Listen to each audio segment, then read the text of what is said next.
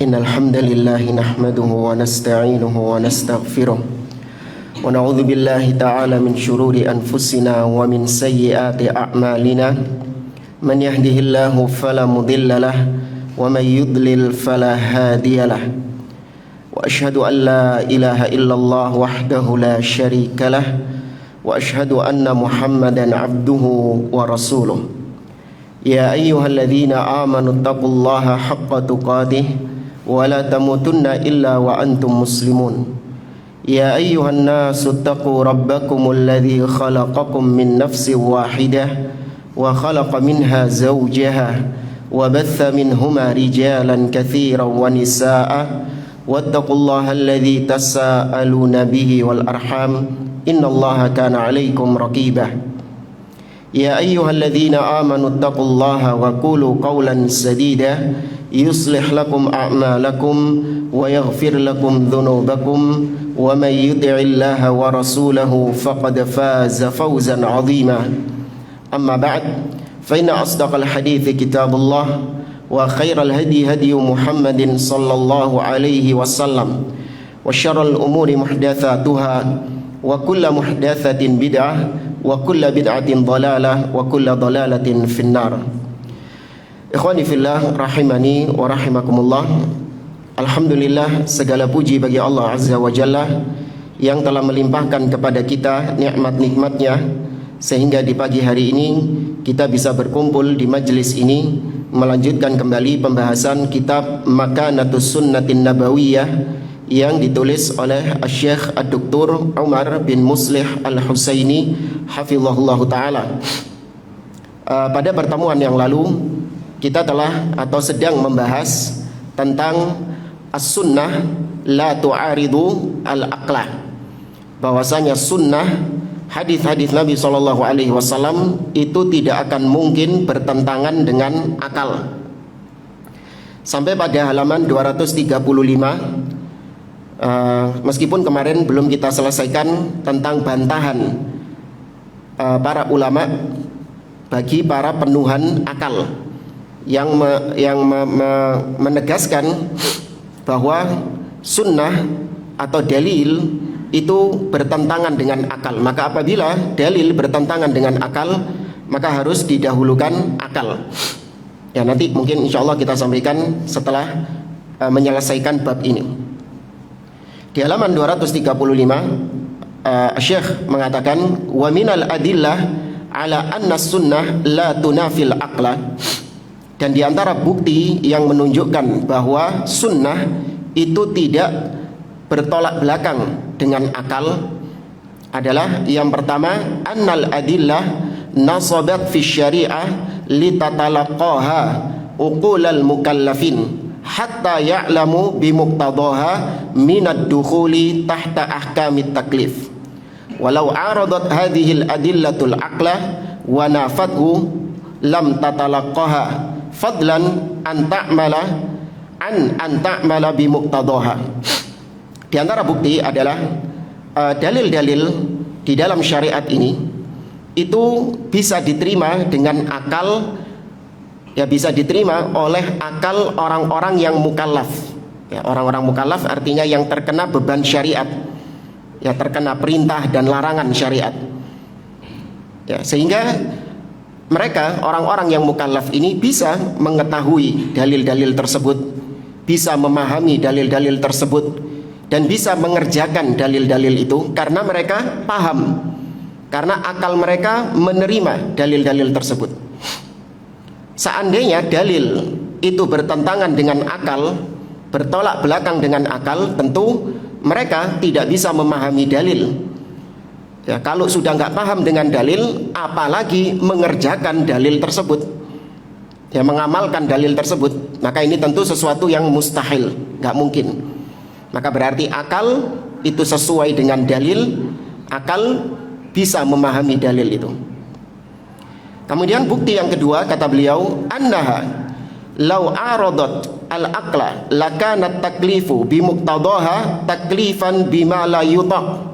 Wa dzalika min jihati taklif bitasdiqin aw la yusaddiquhu al-aqlu wala yatasawwaruhu bal yatasawwar khilafahu wa yusaddiquhu. Kata beliau, seandainya dalil itu bertentangan dengan akal, maka tentu taklif, ya Allah membebankan kepada hamba-hambanya dengan beban-beban syariat, perintah dan larangan. Maka seandainya dalil itu bertentangan dengan akal, tentu Allah memerintahkan kepada sesuatu yang gak mungkin bisa dikerjakan oleh manusia. Kenapa? Karena kata beliau, akal kita itu pasti tugasnya membenarkan dalil atau mendustakan dalil. Nah, bagaimana bisa membenarkan dalil kalau akal itu bertolak belakang dengan dalil tersebut? Ya, apalagi mengerjakan dalil itu. Ya, maka Allah membebankan kepada manusia sesuatu yang gak mungkin bisa dikerjakan oleh manusia. Karena manusia diberikan dalil yang gak bisa dipahami oleh akal mereka. Manusia diberikan dalil yang bertolak belakang dengan akal mereka. Bagaimana mereka bisa memahami dalil apalagi mengerjakan dalil? Maka ini taklif yang bima la yutaq. Ya, beban syariat yang gak mungkin bisa dikerjakan oleh manusia. Dan ini gak mungkin, mustahil Allah menurunkan hal tersebut kepada manusia. Kemudian bukti yang ketiga, anna mauridat taklif huwal aqlu fa idza faquda irtafa'at taklif wa udda faqiduhu kal bahimati al muhmalah. Kata beliau, sumber taklif, ya sumber taklif itu adalah akal, kata mereka. Maka seandainya, bukan kata mereka, memang demikian. Ya, akal itulah yang menerima informasi dari dalil. Sehingga ketika akal menerima sinyal dari dalil, maka mengerjakan atau meninggalkan apa yang ditunjukkan oleh dalil itu. Nah, seandainya akal itu hilang, berarti taklif juga terangkat. Kan orang gila, orang tidur, anak kecil, ada akal apa enggak? Tidak ada. Apa mereka kena beban taklif? Tidak, mereka tidak kena beban syariat karena akal mereka hilang. Nah, kalau akal mereka hilang, maka jadilah seorang yang kehilangan akal itu seperti hewan ternak yang terlantar. Ya, seperti hewan ternak yang terlantar. Falau ja'at ala khilafi ma taqtadihi lakana luzumut taklif alal aqil ashadda min luzumihi alal ma'tuh was-sabi wan naim idh la aqla li haula yusaddiq aw la yusaddiq bi khilafil aqil alladhi ya'tihi ma la yumkin tasdiquhu.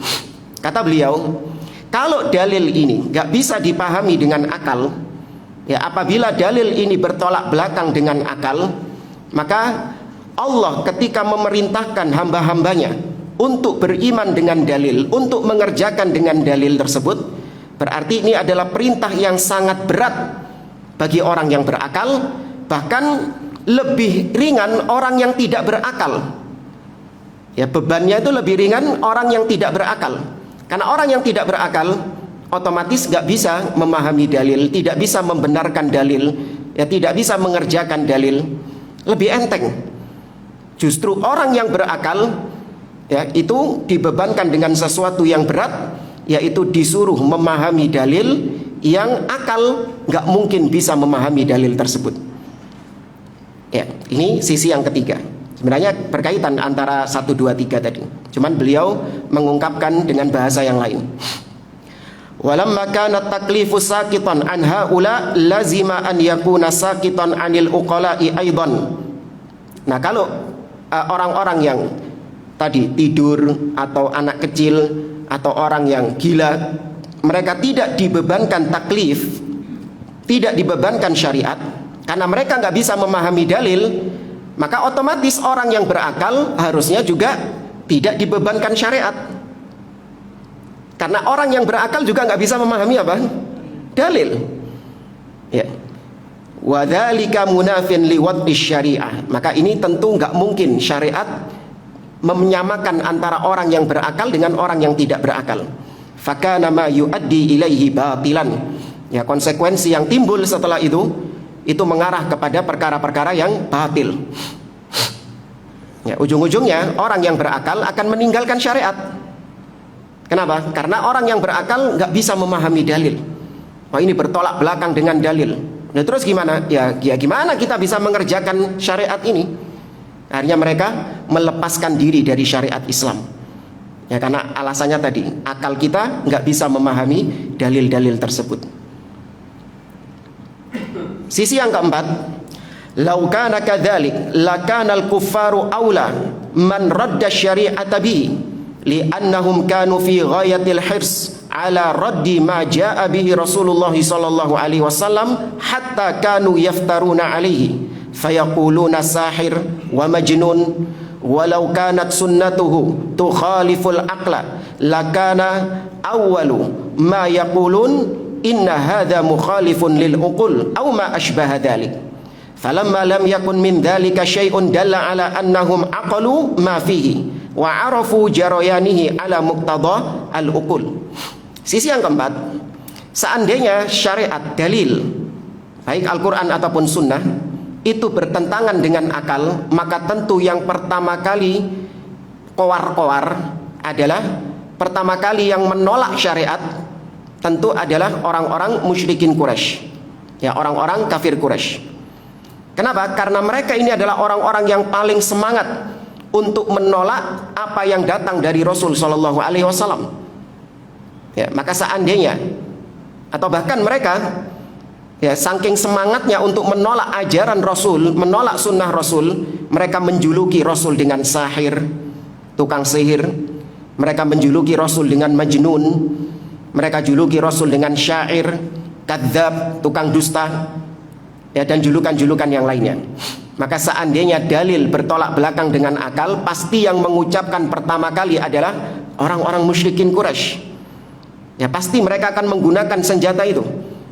Ya, ketika Nabi memerintahkan mereka untuk beriman dengan dalil, mereka dengan lantang mengatakan, waduh, sepura nih, dalilnya gak bisa kita pahami, dalilnya gak masuk akal. Ya, apa yang kau bawa wahai Rasulullah itu gak masuk akal kami. Ya, pasti mereka akan mengucapkan demikian pertama kali. Bukan orang-orang sekarang yang mengucapkannya, pasti orang musyrik. Maka ketika orang musyrikin, ya, tidak menuduh Nabi dengan tuduhan demikian, berarti mereka memahami dalil tersebut. Ya, dalilnya itu masuk akal mereka.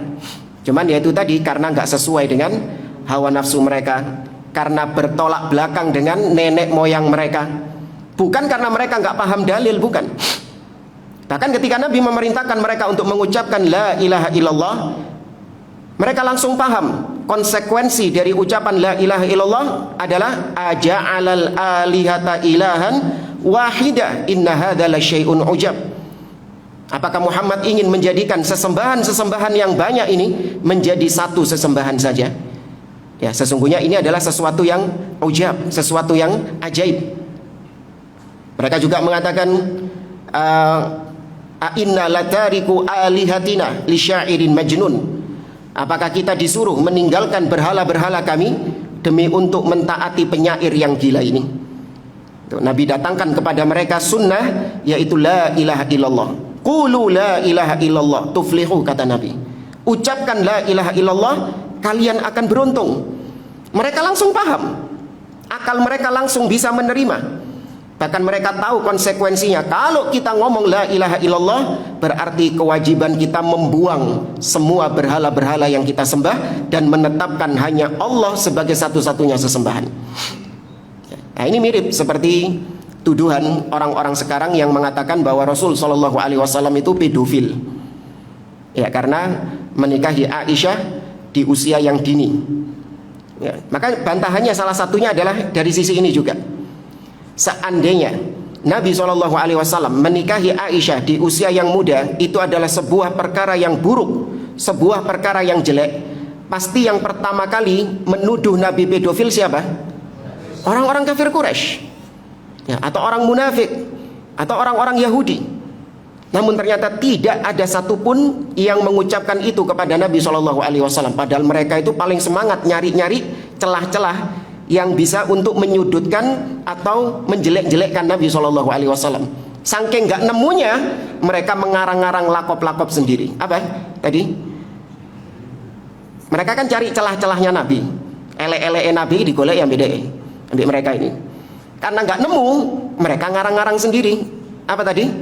Syair, majnun, kahin, dukun, ya kan, kadzab, tukang dusta. Nah, seandainya pedofil tadi itu adalah perkara yang merupakan aib Nabi SAW, pasti mereka akan menggunakan itu. Ya, namun ternyata nggak ada. Berarti menunjukkan bahwa perkara itu bukan sebuah aib di zaman tersebut. Ya. Kemudian yang kelima, kata beliau, annal istiqra dalla ala jarayaniha ala muqtadal uqul bihaitsu tusaddiquha al uqul ar-rajihah wa tanqadu laha ta'i'atan aw karihatan wala kalama fi inadi mu'anid wala fi tajahuli muta'alim. Bukti yang kelima bahwa akal itu menerima dalil, tidak bertentangan dengan dalil, adalah yaitu hasil penelitian para ulama, di mana para ulama meneliti dalil-dalil yang ada itu selaras dengan akal manusia, di mana akal yang waras, akal yang sehat pasti bisa membenarkan dalil-dalil tersebut, ya, bisa mentaati konsekuensi dari dalil-dalil tersebut. Maka nggak perlu dikubris ucapan orang-orang yang menolak tentang selarasnya akal dengan dalil. Tapi kita bawakan di sini ucapan yang bagus dari Al-Imam Adz-Dzahabi rahimahullah taala dalam kitabnya Siyar A'lamin Nubala, ya, tentang orang-orang yang menolak dalil dan lebih mendahulukan akal, dan ada juga menolak dalil dalam rangka lebih mendahulukan dzauq, perasaan. Ya, karena beberapa waktu yang lalu ada seorang dai, tokoh penyesat umat di negeri kita, mengatakan bahwa Nabi SAW ketika perang Uhud, ya, diriwayatkan bahwa kasurat rubaiyatuhu, ya, gigi Nabi SAW itu patah, ya, ketika perang Uhud. Nah, kata sang dai ini nggak mungkin. Kenapa? Itu sangat bertolak belakang dengan perasaan kita. Ya, kok bisa Nabi yang mulia, ya, kena, ya, istilahnya kena, ya, kena panah atau kena tombak atau kena pukul dari orang-orang kafir sampai giginya patah. Ya, ini sesuatu yang bukan mustahil, apa? Bertolak belakang dengan perasaan kita. Ya, gimana kita kok mengatakan Nabi giginya patah? Ya, padahal dalilnya sahih, tapi ditolak karena bertolak belakang dengan perasaan, dzauq. Nah, kata Imam Adz-Dzahabi rahimahullah taala, setelah beliau menyebutkan ucapan Abu Kilabah, ya, Abu Kilabah mengatakan, idza haddatsa ar-rajula bis sunnah faqala da'na min hadha wa hati kitaballah fa'lam annahu dhalun. Kata Abu Kilabah, apabila engkau berbicara kepada seseorang dengan sunnah, kau membawakan sunnah kepada dia, kemudian orang ini mengatakan da'na min hadha, ya, tinggalkan itu sunnah itu, ya, aku nggak butuh dengan sunnah itu. Hati kitabullah, cukup bawakan kepadaku kitabullah. Ini golongan apa namanya? Ingkarus sunnah atau Qur'aniyun, ya, tinggalkan. Maka kalau anda dapati orang seperti itu, fa'lam annahu dhalun, ketahuilah dia itu sesat. Qultu ana, kata Imam Adz-Dzahabi, wa idza ra'aital mutakallima al-mubtadi'ah, apabila kau mendapati ada seorang ahli bid'ah yang berbicara, yaqul, dia mengatakan da'na minal kitab wal ahaditsil ahad, ya, tinggalkan, ya, tinggalkan itu kitabullah dan hadis-hadis ahad, wahatil akla, dan bawakan kepadaku teori-teori akal. Ya, maka kalau ada orang yang berkata demikian, fa'lam annahu Abu Jahlin, ketahuilah dia itu adalah Abu Jahal, alias mirip dengan kelakuannya Abu Jahal. Nah, kemudian ini yang paling bagus, ya, beliau mengatakan wa idza ra'aitas salikat tauhidi, apabila kau mendapati ada seorang as-salik, ini istilah-istilah sufi, ya, as-salik, orang yang sedang menempuh thariqah, tarekat, ya, at-tauhidi, yang ngakunya di atas tauhid, yaqul, dia mengatakan da'na minan naqli wa minal aqli, Sudah, tinggalkan itu dalil-dalil, tinggalkan itu akal. Wahati adzauqa wal wajd. Namun datangkan kepadaku hal-hal yang berupa dzauq, perasaan-perasaan. Ya. Maka kalau Anda dapati orang yang meninggalkan dalil dan lebih mengutamakan perasaannya, fa'lam annahu iblis. Ketahuilah dia itu adalah iblis. Qad dhahara bi surati bashar, yang menjelma dengan rupa bashar, rupa manusia. Iblis yang menjelma menjadi manusia. Au qad halla fihi, atau iblis merasuk ke dalam dirinya. Fa'in jabanta minhu fahruk. Kalau kau takut menghadapi dia, maka lebih baik kau lari saja. Ya, kalau kau khawatir menghadapi iblis ini, takut kena syubhatnya, maka lebih baik kau lari saja. Wa illa, tapi kalau kau nggak takut, fasra'hu, ngeblakno deh. Apa ngeblakno ini? Lain kalau jatuhkan. Pokoknya ya lawan dia. Fasra'hu wabruk ala sadrihi, kemudian tindih dadanya dia. Ya, jatuhkan dia, kemudian tindihlah dadanya. Waqra alaihi ayatal kursi, dan bacakan kepadanya ayat kursi, alias diapakan? Diruqyah. Ya, ini orang-orang yang lebih mendahulukan akal daripada dalil, yang menolak dalil dengan alasan akal, atau menolak dalil karena tidak sesuai dengan perasaan. Ini iblis yang perlu untuk diruqyah. Baik jamaah rahimani wa rahimakumullah. Sebelum kita lanjut ke pembahasan berikutnya di kitab ini, kita janjikan tadi ucapan Syekh Abdul Aziz Ar-Rayis dalam kitabnya Syarah Al-Aqidah As-Safariniyah, bantahan kepada orang-orang yang mengedepankan akal daripada dalil. Ya, apabila bertolak belakang antara akal dengan dalil, maka akal yang lebih didahulukan daripada dalil. Bantahan yang pertama, la nusallim bi anna bainal aqli wan naqli ta'arudun. Yang pertama, kita tidak menerima anggapan bahwa akal atau dalil itu bertentangan dengan akal. Ini kita nggak menerima, karena tadi sudah kita pelajari, dalil pasti selaras dengan akal, nggak mungkin bertolak belakang. Cuman akal yang waras. Tapi kalau akalnya sudah kena racun ahlul kalam, ya, racun ilmu kalam, racun filsafat, nah ini akal yang rusak. Fa innal aqlas sahih la yukhalifun naqlas sharih, karena akal yang waras tidak akan menolak dalil yang sahih. Ya, kemudian beliau menyarankan untuk membaca karya Syekhul Islam Ibnu Taimiyah yang berjudul Dar'u Ta'arudil Aqli wan Naql. Ya, meninggalkan konsep pertentangan antara dalil dengan akal. Ya, beliau di situ ya sekitar 10 sampai 11 jilid. Ya, 10 sampai 11 jilid. Di mana beliau menolak adanya anggapan dalil bertentangan dengan akal. Bantahan kedua, idza ta'aradul aqlu wan naqlu fa inna adillatal kitabi was sunnati mutakathiratun fi annahu la yuqaddam syai'un 'alan naqli. Kata beliau, apabila katakanlah terjadi pertentangan antara dalil dengan akal, maka Al-Qur'an dan Sunnah memerintahkan untuk mengembalikannya kepada dalil, bukan mengembalikan kepada akal. Qala ta'ala, Allah berfirman, fa in tanaza'tum fi syai'in farudduhu ilallahi war rasul in kuntum tu'minuna billahi wal yaumil akhir. Ya, apabila kalian berselisih tentang sesuatu, maka kembalikan kepada Allah, yaitu Al-Qur'an, dan kepada Rasul, yaitu Sunnah, bukan dikembalikan kepada akal. Ya, tapi dikembalikan kepada ad-dalil.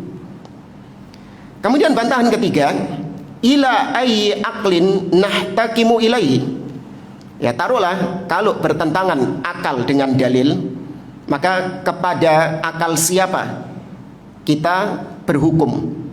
Akal siapa yang kita jadikan sebagai barometer? Ya. Kenapa? Fa inna uqulan nas mutafawitatun Karena akal manusia itu beragam-ragam, ya berbeda-beda. Lantas akal siapa yang dijadikan sebagai patokan? Ya, fa kaifa tuhiluna asy-syari'ah ala ma huwa mutafawitun wa mutanaqidun. Maka bagaimana mungkin syariat memerintahkan kita kepada sesuatu yang bermacam-macam, kan akal manusia bermacam-macam, dan memerintahkan kita kepada akal manusia yang sifatnya bertentangan antara akal yang satu dengan akal yang lain. Ini aneh, nggak mungkin syariat seperti itu. Apabila kalian berselisih, kembalikan kepada akal kalian. Oh geger, ini gegeran, karena menurut saya masuk akal, menurut antum nggak masuk akal. Iya, hanya banyak akal-akal manusia yang saling bertabrakan, karena akal manusia nggak sama antara satu dengan yang lain. Tapi taruhlah kita katakan kembali kepada akal manusia. Karena akal kita ini bermacam-macam, berbeda-beda, maka harusnya kita ini tentukan akal siapa yang seharusnya kita jadikan patokan barometer satu-satunya untuk kita kembali kepada akal tersebut. Ya, maka masing-masing mengatakan, oh akalku wis nek ngono wis, aku lak sing paling pinter. Ya, sing liyane ngamuk. Oh gak iso, aku sing paling pinter. Sing kuno ngamuk pisan. Oh gak iso, aku sing paling pinter, kon longor. Ya, maka akhirnya wis timbangi gegeran. Yang mending kita jadikan akal patokan barometer kita adalah akalnya Rasul Shallallahu Alaihi Wasallam. Sepakat sudah, kan gitu kan? Ya, siapa yang ngaku lebih pintar dari Nabi Shallallahu Alaihi Wasallam? Gak ada. Ya, maka lebih baik kalaupun kita kembali kepada akal, kembalikan kepada akalnya Rasul Shallallahu Alaihi Wasallam sebagai manusia yang kita sepakati sebagai manusia yang paling tercerdas. Ya, sek ngeyel aja, ya berarti ketok wesan. Ya kalau masih ngeyel aja berarti dia menganggap akalnya dia lebih pintar dari Nabi. Ya, akalnya dia lebih canggih dari Nabi Shallallahu Alaihi Wasallam. Kemudian bantahan yang keempat, aklur rajul fi nafsihi mutafawitun. Fal yaum yara husna syai'in wa ghadan yara qubhahu. Fasyari'ah la tarudduna ila ma huwa mutanaqidun.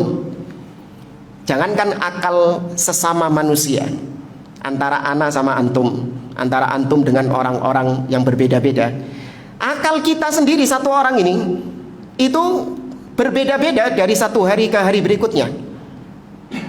Ya enggak? Terkadang kita menganggap sekarang ini, hari ini kita menganggap sesuatu baik, akal kita melihat itu adalah kebaikan. Besoknya kita melihat itu adalah keburukan.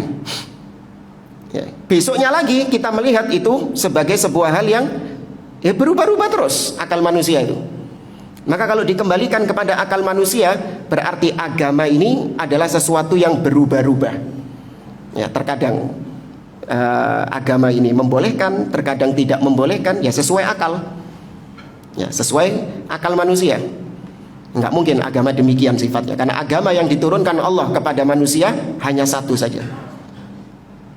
Khamisan, yang kelima, yaqulu Syekhul Islam Ibnu Taimiyah rahimahullah, qaulukum al-aqlu huwal asl wan naqlu huwal furu' la yusallam bihi. Ini kembali ke pembahasan kita kemarin. Mereka mengatakan bahwa akal itu adalah asal.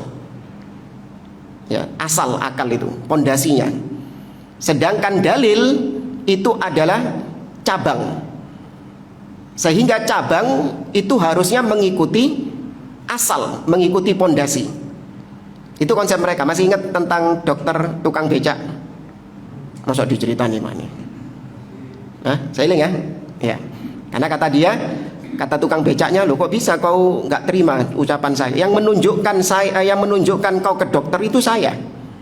Sehingga kalau saya bertentangan dengan dokter, harusnya kau kembalinya kepada saya, bukan kepada dokter, karena asalnya itu dari saya. Ya, asalnya itu dari saya. Kau tadi keluar rumah gak ropopo. Kau keluar rumah dalam keadaan sakit, nggak tahu dokter di mana. Yang menunjukkan ke dokter saya. Ya. Nah, kata beliau, ungkapan ini itu tidak bisa kita terima. Ya, ungkapan yang mengatakan bahwa akal itu adalah asal, sedangkan dalil itu ngikut, ini adalah ucapan yang nggak bisa kita terima. Wa dzalika annal aqla kal ina'il farigh. Karena kata beliau, akal manusia itu seperti gelas yang kosong. Ya, akal manusia itu asalnya itu seperti gelas yang kosong. Wa awwalu ma yulad al-insan la yujad fi aqlihi syai'. Ketika manusia dilahirkan, akalnya itu ada isinya apa enggak? Kosong, enggak ada isinya. Wa inna maktasabal ma'lumati syar'iyyah minan naql. Dari mana akal manusia ini terisi dengan syariat, terisi dengan ilmu-ilmu syariat? Dari mana? Dari dalil. Asalnya kosong. Ya, dari mana manusia bisa tahu tentang agama Islam ini? Dari dalil. Faidan yakunul aslu huwan naql. Maka kalau begitu, yang betul bukan akal yang asal. Yang betul itu adalah dalilnya yang asal. Karena dia yang mengisi akal pertama kali. Paham ya maksud beliau? Karena dia yang mengisi akal pertama kali. Wal akal tabaun lahu. Nah, akal baru ngikut dalil. Jangan dalil yang ngikut akal, bukan. Akal yang harusnya ngikut dalil. Hadza jawabun qawiyyun min Syekhul Islam Ibnu Taimiyah rahimahullah. Maka ini adalah jawaban yang sangat kuat sekali dari Syekhul Islam Ibnu Taimiyah rahimahullah untuk membantah orang-orang yang tadi lebih mengedepankan akal daripada dalil. Baik, selesai dari pembahasan ini, kita masuk al-mabhath al-khamis, halaman 237. Al-mabhath al-khamis, subbab yang kelima, bayanu anna Nabiya sallallahu alaihi wasallam utiya jawami' al-kalim wa ikhtusira lahu al-kalam ikhtisaran. Bab subbab yang kelima, penjelasan bahwa Nabi sallallahu alaihi wasallam diberikan oleh Allah jawami' al-kalim. Nanti akan kita jelaskan apa itu jawami' al-kalim. Dan juga Nabi itu diberikan kemampuan, skill oleh Allah untuk meringkas ucapan seringkas-ringkasnya. Ya, meringkas ucapan seringkas-ringkasnya, namun padat maknanya. Itu maksudnya jawami'ul kalim itu qalilul lafzi katsirul ma'na. Ya, jawami'ul kalim itu adalah lafalnya sedikit tapi maknanya katsir, banyak maknanya. Ya, beda sama kita. Ya, kalau kita katsirul lafzi, banyak lafalnya, banyak ngomongnya, tapi gak ono isinya. Baik. Kata beliau, min khasaisin Nabi sallallahu alaihi wasallam annahu utiya jawami'ul kalim wa ikhtusira lahu al-kalamu ikhtisaran. Di antara kekhususan, keistimewaan Nabi kita Muhammad sallallahu alaihi wasallam, beliau diberikan oleh Allah skill, kemampuan berupa jawami'ul kalim dan juga meringkas ucapan. Wa mimman dzakara dzalik, dan di antara ulama yang menyebutkan tentang hal ini adalah Ibnu Dihyah Al-Kalbi wan Nawawi wal Khaydiri wa ghairihim. Wa minal adillah ala annahu sallallahu alaihi wasallam utiya jawami'ul kalim, dan di antara dalil yang menunjukkan bahwa Nabi diberikan jawami'ul kalim adalah yang pertama, an Abi Hurairah radhiyallahu taala anhu anna Nabiy sallallahu alaihi wasallam qala. Dari Abu Hurairah radhiyallahu taala anhu bahwa Nabi sallallahu alaihi wasallam pernah bersabda, bu'ithtu bi jawami'il kalim. Aku diutus oleh Allah dengan jawami'ul kalim. Ya, dengan ucapan yang ringkas namun padat maknanya. Wa nusirtu birru'bi, dan aku diutus oleh Allah dengan ar-ru'ab. Aku ditolong oleh Allah dengan ar-ru'ab. Apa itu ar-ru'ab? Tahu ar-ru'ab? Ar-ru'ab adalah rasa takut yang Allah letakkan ke dalam dada musuh jauh sebelum Nabi menyerang mereka. Dalam riwayat yang lain disebutkan nusirtu birru'bi masirata syahrin. Ya, aku ditolong oleh Allah dengan Allah berikan rasa takut kepada musuh-musuh 1 bulan perjalanan sebelum aku menyerang mereka. Ya. Wa bainama ana naimun utitu bimafatiha khazainil ard fawudi'at fi yadi, dan ketika aku tidur aku diberikan kunci-kunci perbendaharaan bumi yang kemudian itu diletakkan di tanganku. Akhrajahul Bukhari wa Muslim. Tadi dalilnya yang ditekankan, bu'ithtu bi jawami'il kalim, aku diutus dengan jawami' al kalim. Kemudian dalil yang kedua, an Sa'id ibn Abi Burdah bin Abi Musa an abihi an jiddihi anna Nabiyya sallallahu alaihi wasallam su'ila anil bid'i wal mizri.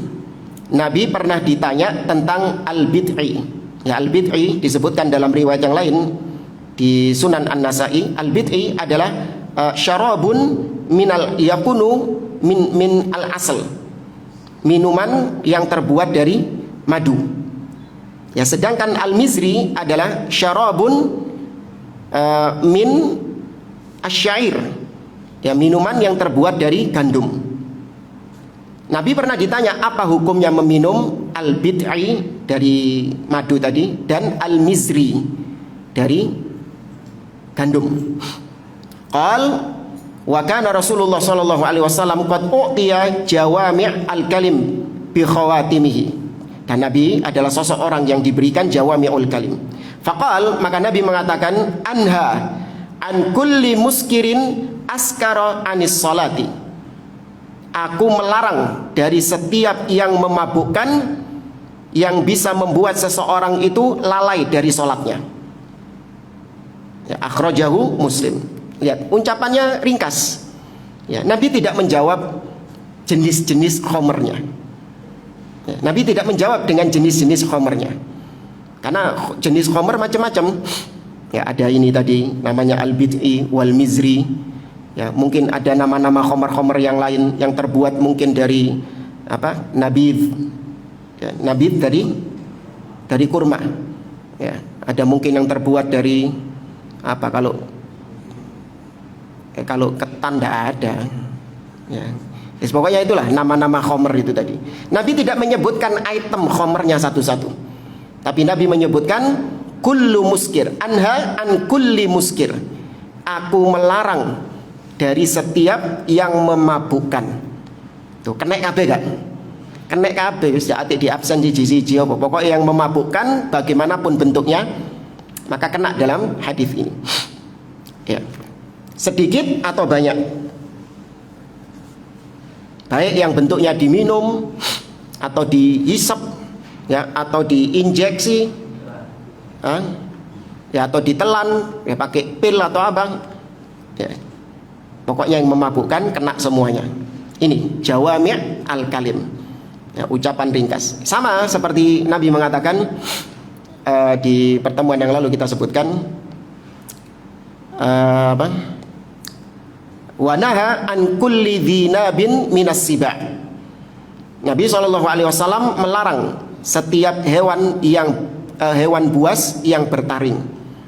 Ya, Nabi melarang setiap hewan buas yang bertaring. Nggak disebutkan item hewannya satu-satu. Ya, macan, terus kucing, apalagi singa, anjing, beruang. Nggak disebutkan satu-satu, kepanjangan. Ya, tapi Nabi diberikan jawami'ul kalim, setiap yang bertaring, dan dia termasuk dari hewan buas alias karnivora itu. Ya betul, karnivora itu pemakan daging, ya. Ya, herbivora yang makan tumbuhannya. Baik.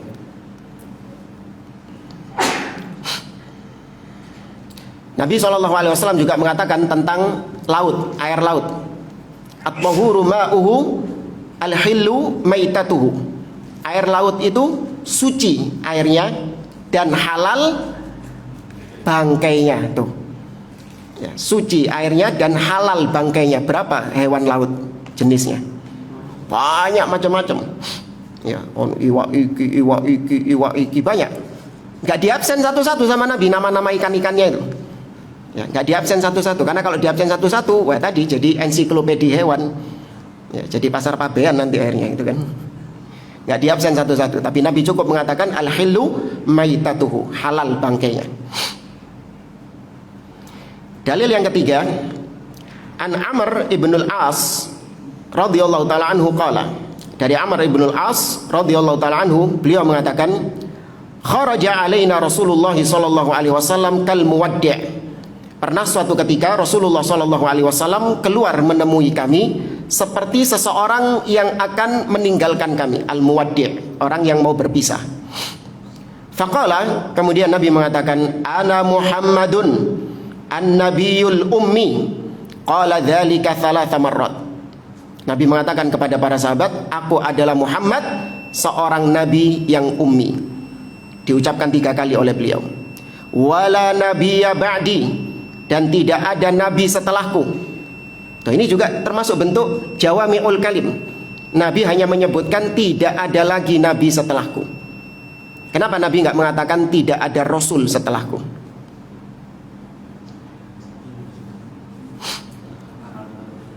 Karena kalau tidak ada rasul setelahku berarti masih memungkinkan adanya nabi. Tapi kalau beliau mengatakan tidak ada lagi nabi setelahku, maka otomatis rasul juga nggak mungkin ada. Karena setiap rasul pasti nabi, tapi nabi belum tentu rasul. Ya, wala nabiyya ba'di. Utitu fawatih al-kalim wa khawatimuhu wa jawami'uhu. Aku diberikan oleh Allah pembuka ucapan dan penutup ucapan. Ya, jadi Nabi diberikan oleh Allah kemampuan untuk membuka suatu perkataan dan menutup suatu perkataan, wa jawami'uhu. Tadi jawami' al-kalim, ucapan yang ringkas namun padat maknanya. Al-hadits rawahu Ahmad. Tapi di sini ada footnote, hadis tadi itu dhaif. Ya, hadis yang kita baca itu dhaif. Namun maknanya tidak bertentangan, sahih. Yang keempat, wa fi haditsil Hasan bin Ali bin Abi Thalib an khalihi Hin bin Abi Hala fi wasfin Nabi sallallahu alaihi wasallam annahu kana yatakallam bi jawami'il kalim. Nah, ini juga sama dhaif. Dari Hasan bin Ali bin Abi Thalib, dari pamannya Hin. Ya, dari sini kita tahu Hindun itu nama yang bisa dipakai untuk laki-laki, bisa dipakai untuk perempuan. Ya, Hind itu bisa dipakai buat laki-laki seperti ini, Hindun bin Abi Hala. Ya, nah ada lagi Hindun yang perempuan, bojone sapa? Abu Sufyan. Ya. Tapi ini hadisnya dhaif, namun sama maknanya tadi, yaitu Nabi itu berbicara dengan jawami' al-kalim. Yang kelima, an Umar ibnul Khattab radhiyallahu taala anhu qala sallallahu alaihi wasallam, inni utitu jawami' al-kalim wa khawatimuhu wa ikhtusira li al-kalam ikhtisaran. Sama seperti judulnya ini. Aku diberikan jawami'ul kalim dan penutup ucapan, dan diringkaskan untukku ucapan seringkas-ringkasnya. Setelah itu penulis membawakan beberapa ucapan para ulama yang mengartikan jawami'ul kalim, yaitu qalilul lafzi wa katsirul makna. Bermuara di situ meskipun redaksinya berbeda-beda. Tapi kita bawakan di sini, kata beliau, bayyana ahlul ilmi makna jawami'il kalim bima'anin mutaqaribatin. Para ulama menjelaskan apa itu jawami'ul kalim dengan penjelasan yang berbeda-beda tapi mutaqaribah, saling mirip satu dengan yang lain. Yang pertama, qala Az-Zuhri, berkata Az-Zuhri, balaghani anna jawami'al kalim an yajma'allahu lahul umural katsirah allati kanat tuktab fil kutubi qablihi fil amril wahid. Kata Az-Zuhri, telah sampai kepadaku bahwa makna jawami'ul kalim adalah Allah mengumpulkan ya perkara-perkara yang banyak yang telah tertulis di dalam kitab-kitab sebelum Al-Quran. Jadi ada banyak hal yang tertulis di dalam kitab-kitab sebelum Al-Quran, namun itu diberikan kepada Nabi SAW dengan ungkapan-ungkapan yang ringkas. Ya, jadi mengumpulkan semua apa yang ada di dalam kitab-kitab sebelumnya, kemudian disampaikan oleh Nabi SAW dengan ringkas. Yang kedua, qala Al-Harwi, Jawami'ul kalim Al-Qur'an. Ya, jawami' al-kalim itu adalah Al-Qur'an. Jama'allahu bilutfihi fil alfadhil yasirah minhul ma'ani al-katsirah. Di mana Allah mengumpulkan di dalam Al-Qur'an lafal-lafal yang ringkas namun maknanya sangat luas, sangat banyak. Wa minhu ma jaa fi sifatihi sallallahu alaihi wasallam yatakallamu bi jawami'il kalim. Demikian juga sunnah Nabi. Kalau tadi Al-Qur'an itu jawami'ul kalim, sunnah itu juga jawami'ul kalim. Yang ketiga, qala Ibnul Athir, berkata Ibnul Athir, ay annahu kana katsirul makna qalilul lafzi. Ini yang ringkasnya, yang intinya. Bahwa jawami'ul kalim adalah makna yang banyak tapi lafalnya sedikit. Qala Syekhul Islam, berkata Syekhul Islam Ibnu Taimiyah, al-kalamul jami' huwa alladhi yastawfi al-aqsam al-mukhtalifah wan nadha'ir al-mutamathilah.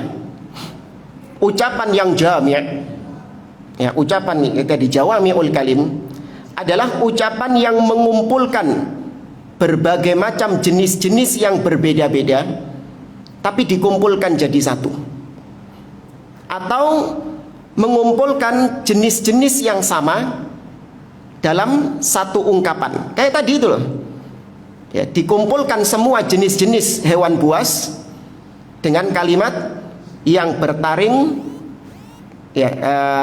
Yang bertaring itu kan mengumpulkan semua jenis hewan buas. Demikian juga tadi al-hillu maitatuhu, yang halal bangkainya, itu mengumpulkan semua jenis ikan, semua jenis hewan-hewan yang ada di laut. Ya, ini kemampuan Nabi SAW bisa mengumpulkan berbagai macam jenis-jenis yang sama, yang beragam, tapi dikumpulkan dalam satu ucapan. Jam'an bainal mutamathilaini wa tafriqan bainal mukhtalifain, di mana Nabi mengumpulkan yang sama-sama dan membedakan yang beda-beda, bihaitsu yabqa muhitan, namun tetap mencakup semuanya, enggak tersisa semuanya. Wa illa fa dzikru ahadil qismain awil mithlain la yufidut tamam wa la yakunul kalam muhitan wal kalim jawami'.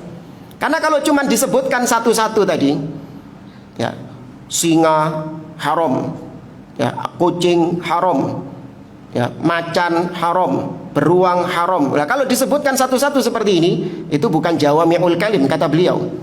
Wa huwa fi'lu ghalibin nas, dan itu kebanyakan manusia iso ngono. Ya kan, kebanyakan kita ini bisanya menyebutkan ucapan-ucapan, menyebutkan hal-hal yang secara satu-satu tadi. Nggak bisa kita menyebutkan seperti Nabi SAW dengan kalimat yang ringkas namun kena semuanya. Ya. Qala Ibnul Qayyim, berkata Imam Ibnul Qayyim Al-Jauziyah, al-kalimatul jami'ah qa'idatun 'amatun wa qadiyatun kulliyatun tajma' anwa'an wa afradan wa tadullu dilalataini dalalata tordin wa dalalata aksin. Ini kurang lebih sama semua. Qala Ibnu Rajab. Ini penting ucapan Ibnu Rajab ini. Nomor 6, qala Ibnu Rajab, jawami'ul kalim allati khassa biha an-nabiy sallallahu alaihi wasallam nau'an.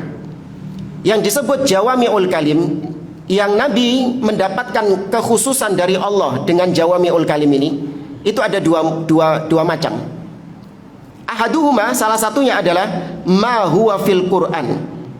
Salah satunya adalah apa yang ada di dalam Al-Qur'an. Ya, Al-Qur'an itu juga jawami'ul kalim.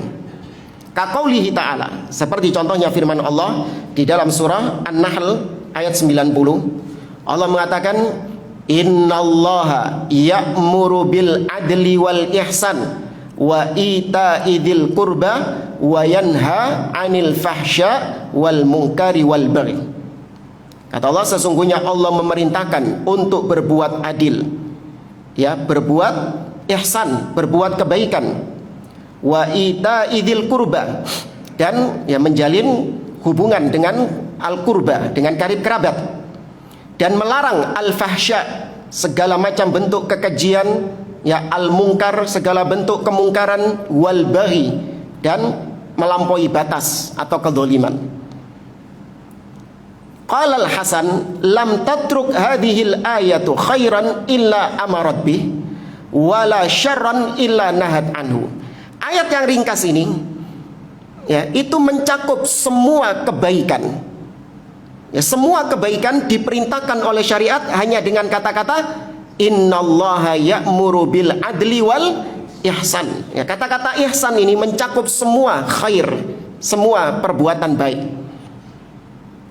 Dan tidaklah ada keburukan kecuali syariat melarang dari keburukan tersebut dalam ayat yang ringkas tadi. Wa yanha 'anil fahsya'i wal munkari wal baghi. Semua bentuk keburukan masuk dalam ayat tersebut. Ya. Tapi ini jenis yang pertama, jawami'ul kalim adalah Al-Quran. Jenis yang kedua, ma huwa kalamuhu sallallahu alaihi wasallam wa huwa muntashirun mawjudun fi sunnatil ma'thurati anhu sallallahu alaihi wasallam. Yaitu kalamnya Nabi. Jawami'ul kalim selain Al-Quran adalah kalamnya Nabi, sabda Nabi sallallahu alaihi wasallam yang tersebar dan ada di dalam kitab-kitab sunnah atau kitab-kitab hadis. Kemudian ucapan Ibnu Hajar ini sama juga seperti tadi, ucapan yang ringkas tapi padat maknanya. Kemudian kata beliau, wa hadhil aqwal mutaqaribatul makna fi bayani jawami'il kalim. Ucapan ulama-ulama yang kita sebutkan tadi itu saling berdekatan maknanya. Wa annahu yashmalul Qur'an wa yashmalu makana mujizat al-lafzi kathirul ma'ani minas sunnah. Dan jawami'ul kalim itu mencakup Al-Quran, ya, dan mencakup hadis Nabi yang sifatnya tadi sedikit ucapannya tapi luas maknanya. Wa min ahlil ilmi man khassa jawami'al kalim bil Qur'an. Ada sebagian ahli ilmu, ulama, yang mengartikan jawami'ul kalim itu cuman Quran tok. Hadis nggak masuk jawami'ul kalim. Ya, ada sebagian yang berpendapat demikian, kata beliau. Warudda bi anna dukhulal Quran fil jawami' la syakka fihi, lakinnal mas'alah hal yadkhul ghairuhu fihi aw la. Kalau dikatakan Al-Quran itu jawami'ul kalim, ya, kita nggak meragukan itu. Tapi apakah selain Al-Quran, maksudnya sunnah, itu tidak disebut jawami'ul kalim? Ya, maka tentu tidak. Ya, as-sunnah itu juga jawami'ul kalim, karena konsepnya sudah kita sampaikan, baik Al-Quran ataupun sunnah sama-sama berasal dari mana? Allah, sama-sama wahyu dari Allah Azza wa Jalla. Wa hunaka aqwalun ukhra ba'idatun 'anil ma'anil mutaqaddimah ka qauli Ibni Habib. Dan ada ucapan-ucapan sebagian ulama yang mengartikan jawami'ul kalim ini dengan arti yang sangat jauh. Nah, maksudnya enggak seperti yang tadi kita jelaskan. Di antaranya seperti ucapan Ibnu Hubaib yang mengatakan innal murad bi jawami'il kalim annahu sallallahu alaihi wasallam kana yukallimu kulla qabilatin bilisaniha wa illam yakun ra'aha qabl. Ada yang mengartikan, Ibnu Habib mengatakan jawami'ul kalim itu maksudnya bukan ucapan ringkas tapi padat maknanya, bukan. Tapi maksudnya, kata dia, Nabi itu diberi skill, diberi kemampuan, beliau itu bisa berbicara kepada suatu kaum dengan bahasa kaum tersebut, padahal Nabi sebelumnya nggak pernah ketemu sama mereka. Apa maksudnya ya? Jadi kata dia, jawami'ul kalim itu bisa berbagai macam bahasa. Nabi ketemu sama kabilah ini, Nabi bisa berbicara dengan bahasa mereka, padahal Nabi sebelumnya nggak pernah ketemu sama mereka, nggak pernah dialog sama mereka.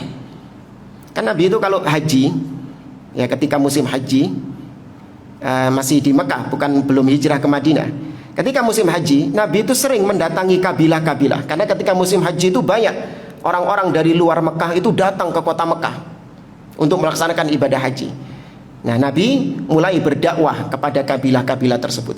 Nah, kata beliau, itu maksudnya jawami'ul kalim. Nabi berdakwah kepada mereka dengan bahasa mereka, padahal Nabi sebelumnya nggak pernah ketemu sama mereka. Wa qala Ibnul Arabi, berkata Ibnul Arabi. Kenapa tadi saya tegaskan Ibnul Arabi? Apa kok atik ul Arabi? Kok atik ditekankan gitu, Ibnul Arabi? Karena ada orang lain namanya Ibnu Arabi, nggak pakai alif lam. Siapa Ibnu Arabi? Ya, tokoh kesesatan. Ya, Ibnu Arabi tokoh kesesatan. Ya, yang pernah menulis kitab Fususul Hikam, yang mengatakan Fir'aun itu muslim. Ya, karena ketika matinya dia mengucapkan la ilaha illallah, seperti yang Allah sebutkan dalam surat Yunus, falamma adrakahul gharaq qala annahu la ilaha illalladzi amanat bihi banu Israil. Ketika tenggelam, Fir'aun mengatakan la ilaha illalladzi amanat bihi banu Israil. Tidak ada sesembahan kecuali sesembahan yang diimani oleh Bani Israel. Oh, berarti muslim Fir'aun. Kata Ibnu Arabi, nggak pakai alif lam. Ya, dan Fususul Hikam, dia mengakui bahwa Fususul Hikam ini dia tulis ketika dia bermimpi ketemu Nabi SAW, didikte sama Nabi. Di mimpinya itu didikte isi kitab Fususul Hikam. Begitu tangi langsung ditulis. Ya, begitu bangun langsung ditulis. Apa isinya? Yaitu Fir'aun masuk Islam itu tadi. Nah, maka kalau yang dikatakan di sini Ibnul Arabi dengan alif lam itu ulama Malikiyah, ulama dari mazhab Maliki. Anna Adam alaihi salam hamilun lil asma. Kata beliau, Adam itu diberikan oleh Allah nama-nama al-asma. Ya, kata Allah dalam surat Al-Baqarah, wa 'allama Adamal asma'a kullaha. Ya, dan Adam diajarkan oleh Allah al-asma, nama-nama.